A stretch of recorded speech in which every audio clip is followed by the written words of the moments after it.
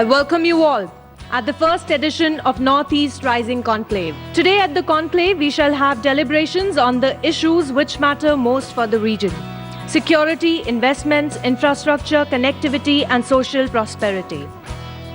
So, ladies and gentlemen, to begin with, I would like to invite on stage Mr. Raj Chengappa, Group Editorial Director, Publishing India Today Group, to address the gathering.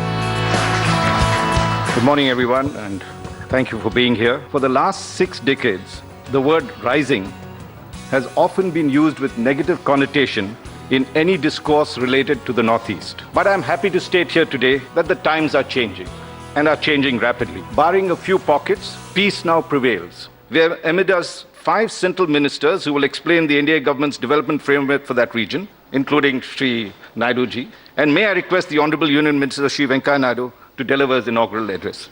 Mr. Venkaiah Naidu, thank you. Northeast is the beauty of the nation, but at the same time it's lagging behind for a variety of reasons. India is rising, undoubtedly. We're all aware there is a slowdown in the world economy. There are also reports about the negative side of the Chinese growth story, that there is some setback to the economy there. But ADB, Asian Development Bank, World Bank, and also World Economic Forum, and also even International Monetary Fund, all of them are saying with one voice, there is a great future for India, and if India maintains this tempo, it may reach 8% growth. That is the encouraging news. That being the case, India means India includes all states, particularly Northeast, because of the relevance they are bordering our neighbors. My endeavor today is to present a strong case. The best way of making Northeast to rise to the occasion and to its potential is to change the narratives with the concerted efforts by all stakeholders, center, state, also local bodies. We must all work together. Urbanization is a reality. It's a reality because urban areas are engines of growth, economic activity. 65% of our national GDP is coming from cities. If you grow at this rate, by 2040, 85 to 90% of your GDP is going to come from the cities. Keeping that in mind, we must also focus on urbanization and providing them adequate civic facilities to make the urban life more comfortable. Some time back, one of my colleagues during Vajpayee regime, very intelligent person, he suggested instead of spending all this money and not reaching to the people, he said, I have a novel idea. Then the Prime Minister asked him, what is that idea? He said, send a money order to each citizen, 1 lakh rupees, directly it will reach the people. That was the radical suggestion he has given. We were frustrated by seeing that this much money is being pumped from Delhi. But at the end of the day, from Delhi to Guwahati, from Guwahati to capital, from capital to district, from district to village, how much is reaching?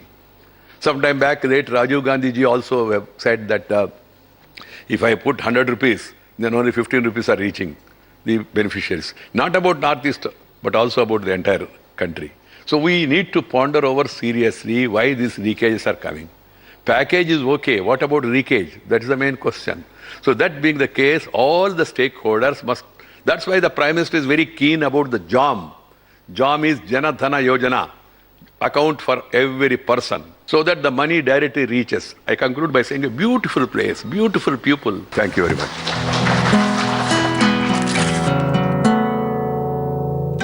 We will now begin with our panel discussion on capacity building and entrepreneurship. I would like to introduce to you all our moderator for the session, Mr. Sanket Upadhyay, Senior News Editor, India Today Television. Thank you so much. Good day, everyone. Good morning to all our panelists. I want to start with you, Secretary Verma, first. Would you want to tell us a little about the initiatives that the ministry itself is taking? Over the years since it was set up, we have been taking a number of initiatives. Now, in the field of capacity building, we work through various organizations. Let me give a just brief overview. We have what is called the Northeastern Council. They are headquartered in Shillong. And they are a statutory body, and they have been there since before we were born as a ministry. A lot of issues they are doing directly also from their side. So we are focusing on livelihoods, rural livelihoods. For that, they have been having good schemes on that, based on land and sustainable water resources. Then we have two corporations, of which Mr. A.M. Singh is the chairman, so I'll not preempt him. But I'll just name the two corporations. One, as you rightly said, was the Handloom Handicraft Corporation. The other is the NERAMAC, the Northeastern Regional Agriculture Marketing Corporation. I would like to say only about it is not in that bad shape. We are trying our best to revive it, and we have already gone through a revival plan, and then it has already been approved by the cabinet. And for the last couple of years and in the next couple of years, we are in a position that by a couple of years or by 2016 or 17, it will be into a profit-making corporation.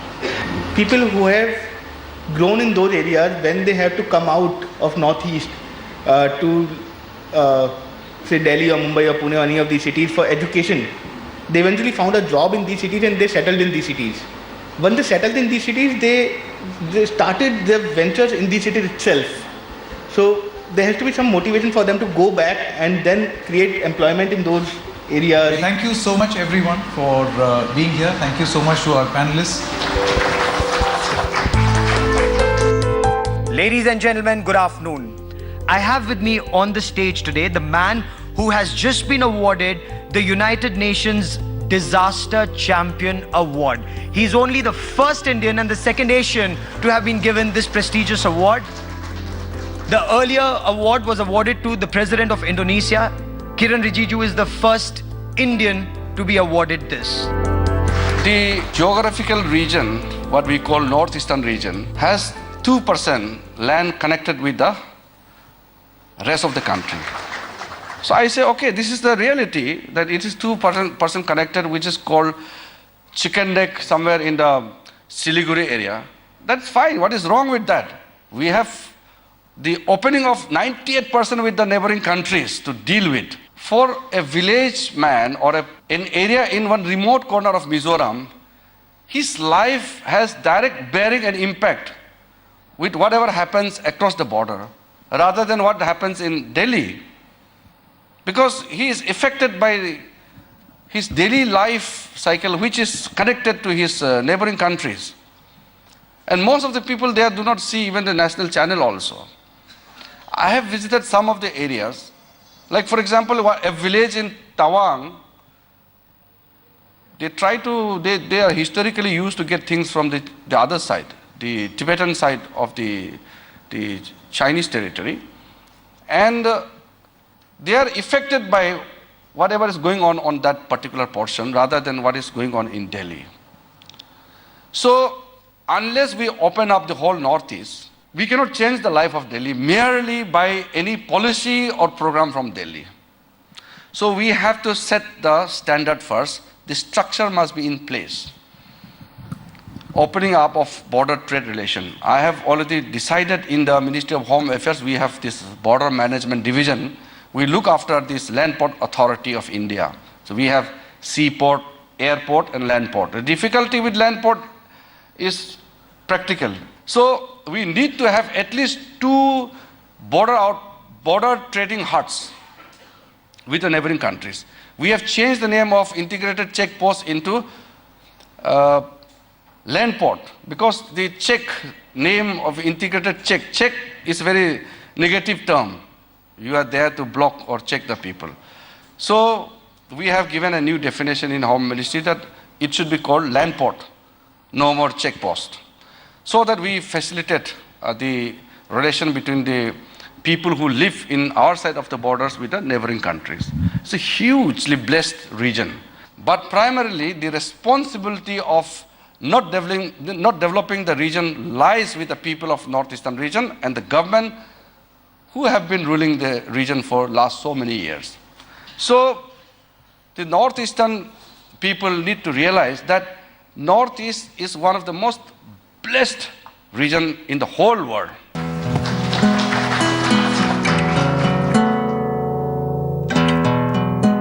Ladies and gentlemen, good afternoon. Dr. Jitendra Singh, welcome on stage, sir. If India is known to be a country of unity in diversity, I think the most striking example of diversity within diversity is Northeast. Now here you have 8 states, and within 8 states you have a number of other tribes, a number of other sections of people, and number of lifestyles, number of languages, number of traditions, customs, cultures. And in spite of that, they are diverse, but they are not apologetic about it. So they learn to live in diversity and coexist in diversity. The first ever sports university is being set up in Manipur. The Prime Minister made its announcement. We are almost finalized the formalities of land transfer, and hopefully very shortly we'll lay the foundation stone. One of the major problems in Northeast is the huge exodus of youth occurring over there. And I think the two important reasons to my mind which come for the youth exodus is A, that they don't have enough of job opportunities, and B, they don't have a quality education over there. Otherwise, you have as many as 20 universities in a state like Assam, and still people, boys and girls from that state are seen around in Delhi, Bengaluru and Pune. Because sometimes the youth of this country tends to learn faster than the politician or the elders. And it's not 20 years ago when you had a degree and you could get a government job, because now the emerging employer is the private sector, the corporate sector, so they would immediately assess a person's standing, and therefore the placement in the jobs is not easily available if you don't have a good background academically. And therefore I think that is of course besides the point, but I have been telling my friends in the HRD and the education sector that it's time also to relook at our own approach, because when we started off after independence, the requirement was quantity, because there was lack of access to education. There was no school for miles together. In North India, for example, everybody who had to do a graduation had to travel to Lahore and do it in Government College Lahore. And all these earlier elite of Delhi, whether it was Mr. Khushwant Singh and others, they were from Government College Lahore. So that time it was the accessibility. Now accessibility is there. Now we have to improve the qualitative, but we still function in the same mold. So this university will not only generate employment, but also will help groom the potential of these youth, because we often forget that the maximum number of medals in the athletic events internationally are fetched by Northeast. Organic farming is something very original that can be brought up there. I know how many of us know that nearly 40% of the fruit is lying waste in the streets and roads of Northeast. I told some of the investor friends over here, but we have some problems of connectivity for which they don't feel enthused. I told them, if you come over there, you will be able to actually, at a very cost-effective rate, you will be able to prepare real juice, and then you can generate jobs, not only for that region, but also outside, by appointing dealers, by appointing franchises. So these are some of the other new initiatives which we have taken. As far as the Northeast is concerned, Mr. Srivastava, the youngster, has worked in the Northeast. So he has a hands-on experience, now which should be an advantage for the Northeast, I guess. There are some specific challenges that you all have to confront in the Northeast that are quite different from elsewhere in the country. So what are these challenges and how do you intend to kind of tackle them? We have realized that in order to reach to the different areas in Northeast, maybe optical fiber is not the right solution by laying optical fiber through ground. But laying optical fiber through the power line is the solution. So we have tied up with PGCIL, and we are hiring about 810 Gbps of internet capacity through PGCIL. We have also requested the state government to allow laying optical fiber through their electrical alignment. That will be very easy for maintenance, and by that the internet connectivity will reach to every nook and corner of that region. Apart from that, we have also we are having dialogue with Bangladesh, and one MOU has been signed wherein the internet connectivity will be taken from Cox's Bazar landing station of Bangladesh, and through Dhaka route it will come to Agartala. There also we have laid our part of cable. Bangladesh has also laid its part of cable, and soon we are going to have a connectivity from that route also. Otherwise, all the optical fiber cable, etc., are going to that 20-40 kilometer chicken neck, as we call it. And a lot of road expansions are taking place, and that is making those optical fiber connectivity susceptible to damages again and again. But by having the connectivity through PGCIL1 and through other route through Bangladesh, the internet connectivity will be more proper in the Northeast region. Thank you, Mr. Srivastava, for this enlightening discussion of yours, embellished with your personal experience that you shared with us. And thank you so much. Thank you. Thank you. I would like to now invite on stage our moderator for the next panel discussion, Mr. Abhijit Majumdar.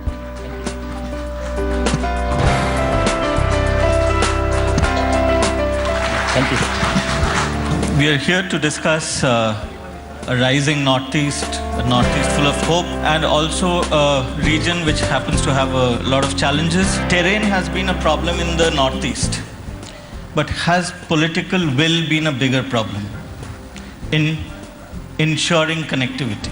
There had been multiple factors which had been responsible for the slow pace of creation of infrastructure for connectivity. Our effort is to upgrade the present roads and also develop new links. Upgradation of present roads to 4 lanes or the 2 lanes would improve the transport efficiency, cutting the travel time. Recently announced civil aviation draft policy addressed this issue at a very, very large scale.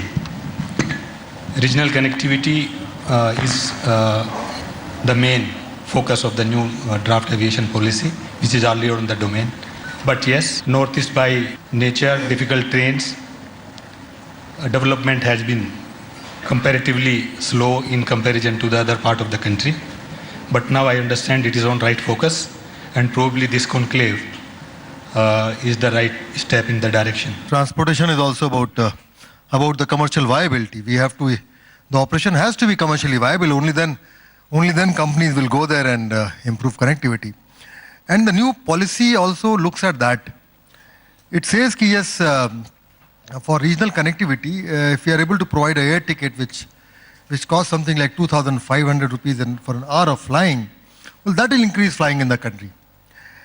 And how to meet that? That will be through viability gap funding or through seat guarantees. It looks at that aspect. And one more point I like to make, that we have been dealing with the various state governments.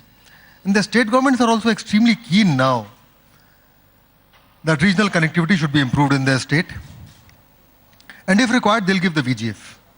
So we are already into VGF arrangement with a lot of states. So there is a lot of keenness. But well, cost of operation has to be met. Even if we don't make profits, we have to meet our basic cost, because otherwise the incentive will not be there. Thank you so much. We'll end the session here. Thanks for being here.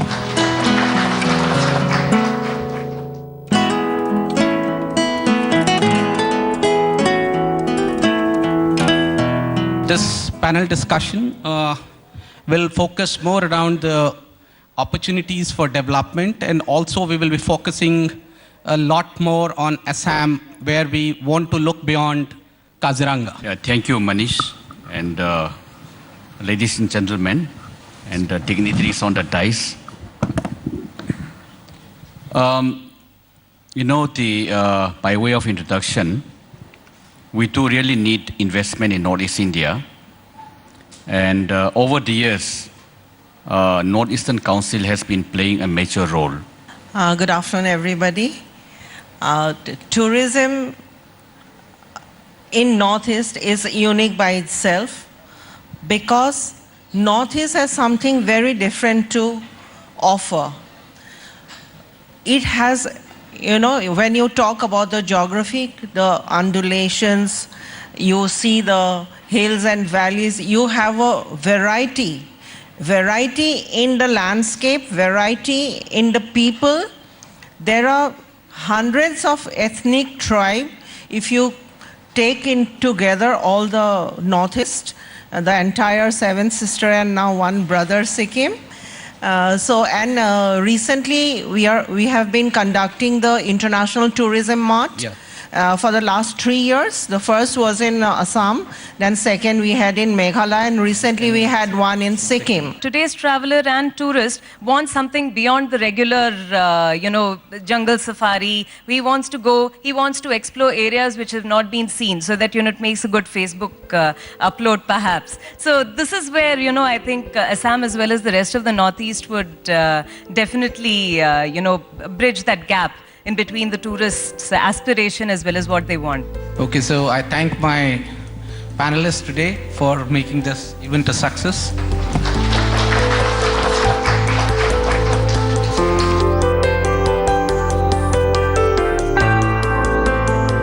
Ladies and gentlemen, please welcome the Minister for Culture, Tourism and Civil Aviation, Mr. Mahesh Sharma. Good evening. Northeast states are really, we have unexplored potential in the form of tourism. And the tourism has been considered as a biggest tool of, be it the foreign exchange earner, be it the employment generation, be it women empowerment worldwide, and of course youth employment also. On the today's subject, if we especially talk of the Northeast state tourism, I think a big share of our tourism we can take from this Northeast states, addressing their all issues, and the primary issue of that remains the connectivity. We are working in connivance with the ministry. A special ministry has been settled for this purpose. Recently, we had this Rashtriya Sanskritik Mahotsav just about 10 days back, where Northeast states were given priority, and they presented their art and craft also. I wish if you can visit Sikkim. Being a small state, can you believe this was really walking in the line with the Prime Minister initiative of clean drive of the tourism places? You could find dustbins. If there is an individual designated to clean that area, believe it, if that individual did not come, somebody from their family came and cleaned that area. So these are the initiatives these smaller states have taken, and now it's a high time that we invite you all through India Today Group and Mail Today Group that let's make a visit to our Northeast states and feel the real natural beauty of those states. Thank you very much.